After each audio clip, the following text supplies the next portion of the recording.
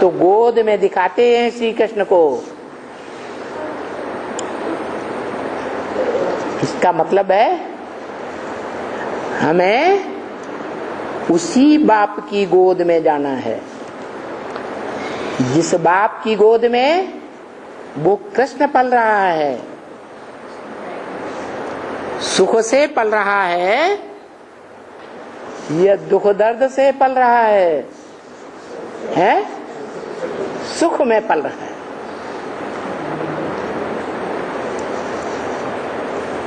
जो विद्वान पंडित आचार्य हैं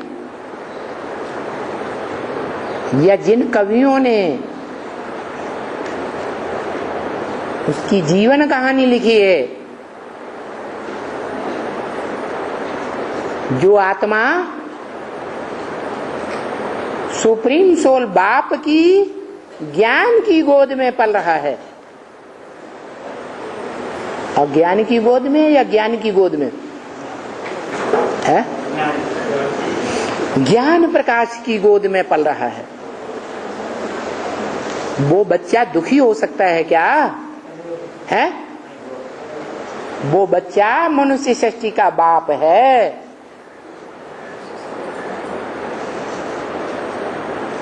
जिसके लिए रामायण में ही बोल दिया, ब्रकुटि विलास सृष्टि लय हुई, सपने संकट परहि कि सोई। जिसकी भ्रकुटी के विलास मात्र से सारी दुनिया नष्ट हो सकती है, उसके ऊपर सपने में भी कोई संकट दुख नहीं आ सकता।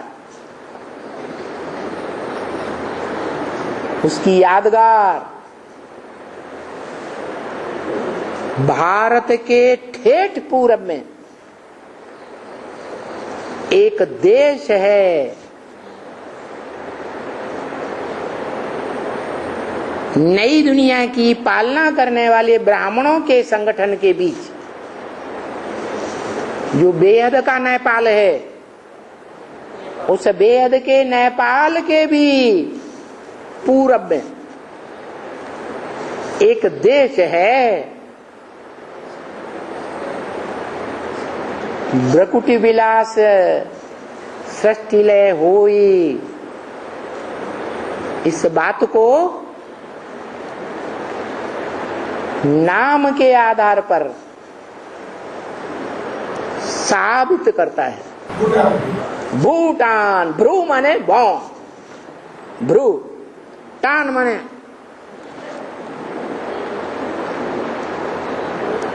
भ्रकुटी के तानने मात्र से सारे संसार का विनाश हो सकता है।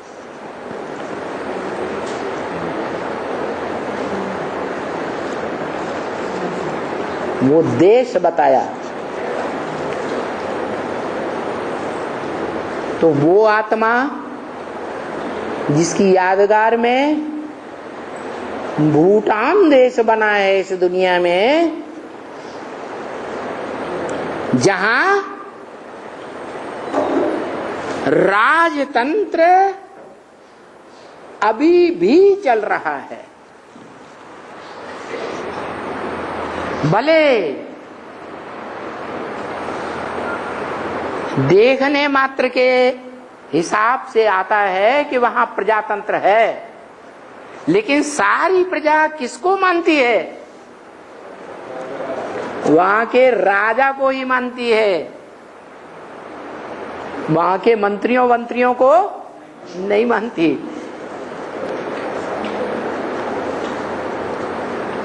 ऐसा सुदृढ़ राजतंत्र है वहां का, जिसको बाबा ने नाम दिया है रूहानी मिलिट्री। कैसी मिलिट्री? रूहानी मिलिट्री। ऐसा डिपार्टमेंट जिस डिपार्टमेंट में दुनिया के सभी देश सबसे जास्ती खर्चा करते हैं। कौन सा डिपार्टमेंट है? मिलिट्री। रूहानी कहां धरी है इस दुनिया में? बाहर की दुनिया की बात की। बाहर की दुनिया के सभी देशों में कौन सा डिपार्टमेंट है जिसके पीछे सबसे जास्ती खर्चा होता है? मिलिट्री। वो है हद की मिलिट्री, देह अभिमान की मिलिट्री। और यहां है आत्मा रूपी रूह की मिलिट्री, जो यहां तैयार हो रही है। क्या? वो रूह जो दुनिया का बड़े से बड़ा राजा बनता है, विश्व पिता, विश्वनाथ कहा जाता है। हर हर महादेव शंभो काशी विश्वनाथ गंगे, सारे विश्व का पिता कहा जाता है। वो सारे विश्व के ऊपर राजाई कैसे प्राप्त करता है? कौन सी पढ़ाई पढ़ता है अव्वल नंबर में?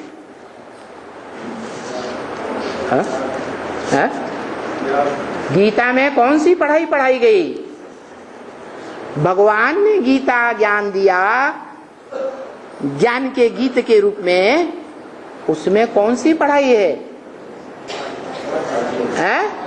राजयोग की पढ़ाई। उस राजयोग में ऐसा राज भरा हुआ है जिसे गीता में कहा है क्या?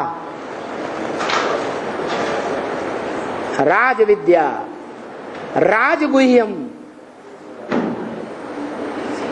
ये राजाओं की विद्या है। गुह्य ते गुह्य राज है। गुह्यात गुह्यतरम ज्ञानम।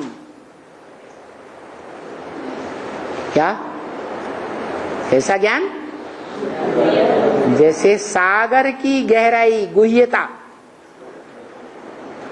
आज तक दुनिया में कोई ने नहीं ले पाई। कोई को पता है सागर कितना गहरा है? जान पाया? लाख प्रयत्न करने पर भी नहीं जान पाया।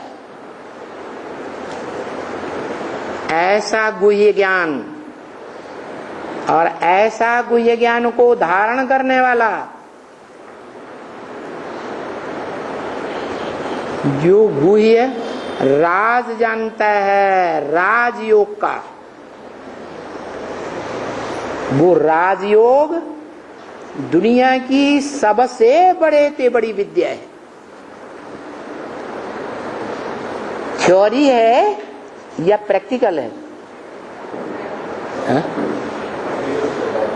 वो राज विद्या का ज्ञान देने वाला, ज्ञान का अखूट भंडारी शिव ही है, एकमात्र आत्मा। लेकिन वो गुह्य ज्ञान देता है। प्रैक्टिकल में योगी नहीं है। अगर कहें योगी है तो सवाल पैदा होगा, किससे योग लगाता है?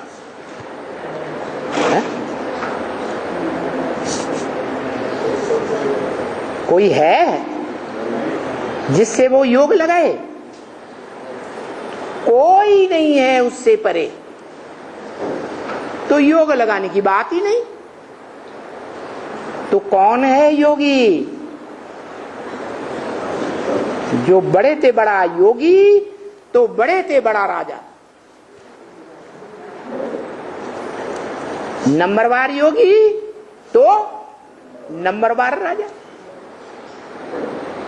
जिसकी यादगार देश आज भी खड़ा है, भूटान। भूटान जहां दुनिया की सबसे लंबे समय तक बादशाही चलती है। दुनिया के हर देश में बादशाह खत्म हो गए, राजाएं खत्म हो गए, बादशाही खत्म हो गई। लेकिन भूटान में आज भी बादशाही ही चल रही है। वो यादगार है उस दुनिया के बड़े से बड़े राजा की, जिसके ऊपर, उसके ऊपर तो क्या, नेपाल के ऊपर किसी विदेश ने राजाई नहीं कर पाई, आक्रमण नहीं कर पाया किसी विदेशी ने। ऐसे ही उस देश के ऊपर किसी ने आक्रमण नहीं किया, और कोई आक्रमण करे भी तो ऐसी शक्तिशाली वो आत्मा है जिसकी यादगार भूटान देश है कि कोई इससे जीत ही नहीं सकता।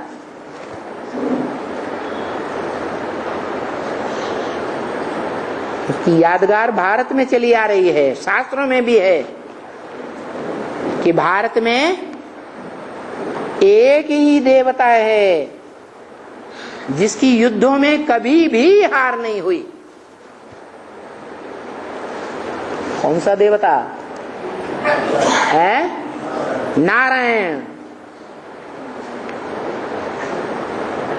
जीत ही जीत होती है, निश्चय बुद्धि विजयते।